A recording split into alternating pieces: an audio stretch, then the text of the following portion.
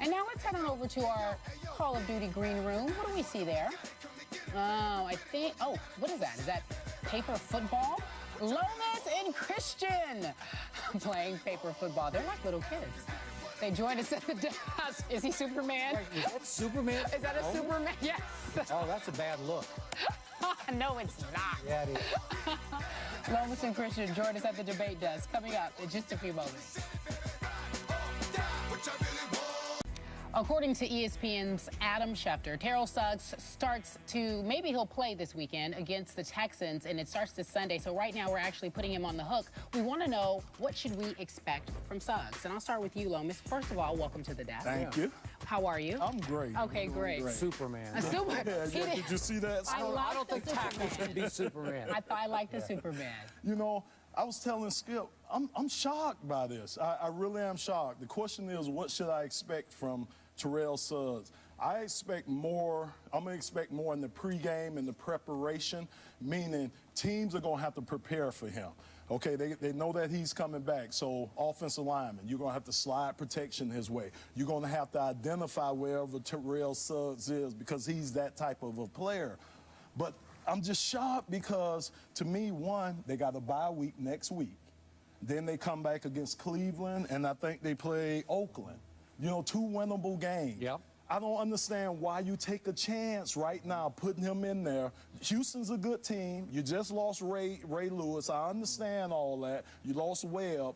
But why take a chance on putting him back out there right now, Skip? If he got more than 20 snaps in this game, I would be shocked. I would be really shocked if he did. So, yeah, I could see the coaches doing this from a standpoint of, okay, we're going to make that other team think about he's going to be out there on the field. They're going to have to scheme towards Terrell Suggs and everything. But to me, I just don't know how healthy he's going to be physically to go out in week, 7 or 8 and play an NFL game. I just don't know. I am with you ×2. I'm shocked that he would play one play this early. And again, I've had my battles with my frenemy T-Sizzle, and we hope to have him on the show after his first game. But God bless him, this is too soon. This is only 5 months after, to me, the worst surgery you can go through is that ruptured Achilles. Now, was it completely ruptured? I don't know. He said it wasn't. I have no idea. It sounded like it was ruptured. And if it was ruptured and he's trying to come back 5 months in, he will find it won't be the same. And unfortunately, and I've been through this with a lot of friends and a lot of players that I've covered, it's never quite the same. It's just the worst. It happens inexplicably, like you don't even have to have any collision or contact. It just ruptures. It's almost like a genetic flaw. And all of a sudden, you try to rehab it, and you lose your calf muscle, and then you can't get it back. And he's going to find he won't have quite the push-off burst that he used to. He was the Defensive Player of the Year last year. He won't be that guy. I admire the win one for the Gipper here because you lost Suggs and you lost maybe the best cornerback in football in Webb now. But it's desperation's one thing and reality is another. And the reality is, I just think you're going to be a shell of yourself. What do you think, Stephen A? I don't like it.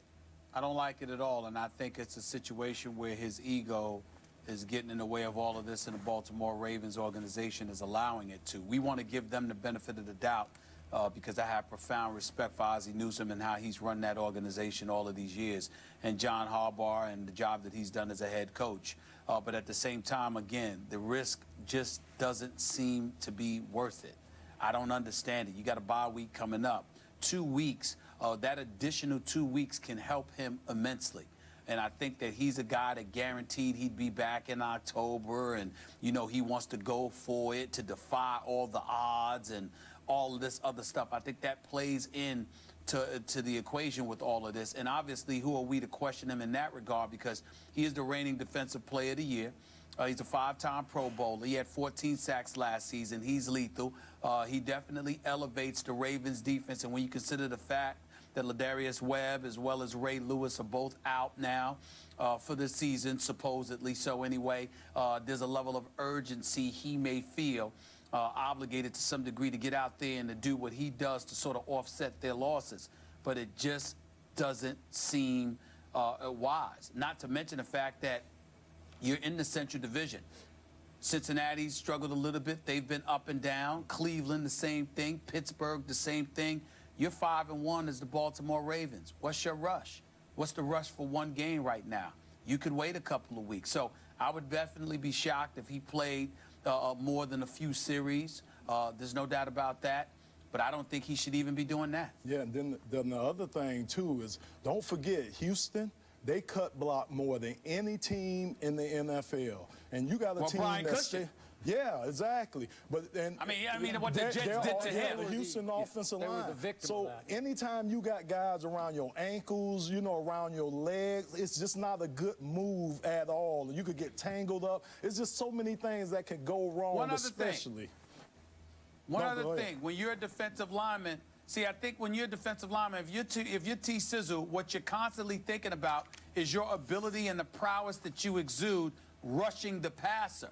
But sometimes if he's playing a few series or whatever, he may find himself in a running situation. Remember, it's Arian Foster on the other side of the ball. And in far more situations than not, again, when it's one thing to step back and if you're an offensive lineman and you're protecting your quarterback, it's another thing to push forward and have somebody literally on their heels because you're trying to run the football. What if T-Sizzle finds himself in that kind of situation? I don't know if his body's ready for that.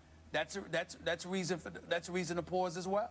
So, Stephen A., we now have two great Baltimore Ravens who are being admirably delusional. We have Ray Lewis still saying, preserve a roster spot for me because I might come back from a ruptured triceps tendon.